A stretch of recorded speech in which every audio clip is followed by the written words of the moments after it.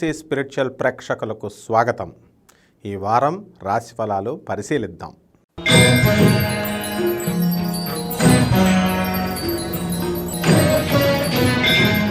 వృషభ రాశి.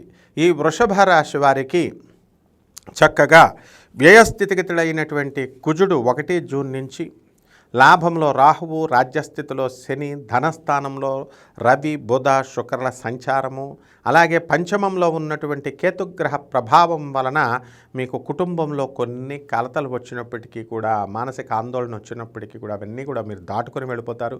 వృత్తి ఉద్యోగాల్లో బ్రహ్మాండమైనటువంటి సంపాదన మీకు వస్తుంది. ఇంక్రీజ్ ఇన్ శాలరీస్ కనబడుతున్నాయి. యాజమాన్యాలు మిమ్మల్ని గుర్తించి చక్కగా మీకు పురోభివృద్ధిని చేస్తారు. అలాగే ఈ ప్రైవేట్ ఉద్యోగస్తులు ఎవరికైతే ఉన్నారో అటువంటి వాళ్ళందరికీ కూడా జీతభత్యాలు, ఇంక్రిమెంట్లు, బోనస్లు పెంచుతారు. ప్రమోషన్స్ వస్తాయి. మీకు ట్రాన్స్ఫర్స్ అనేటటువంటివి చక్కగా మీకు రెగ్యులర్ ట్రాన్స్ఫర్స్ జరుగుతాయన్నమాట. కాబట్టి మీకు భార్యాభర్తల మధ్య ఉన్నటువంటి అనుబంధం ఇంకా పెరుగుతుందన్నమాట.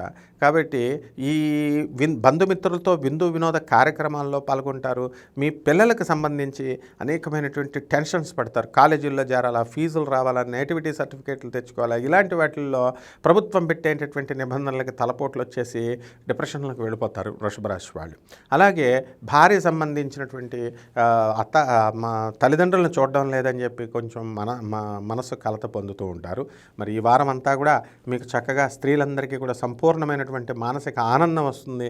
శత్రువులపై మేము విజయం సాధించాము అనేటటువంటి గొప్ప సంతోషాన్ని మీకు కలుగుతుంది.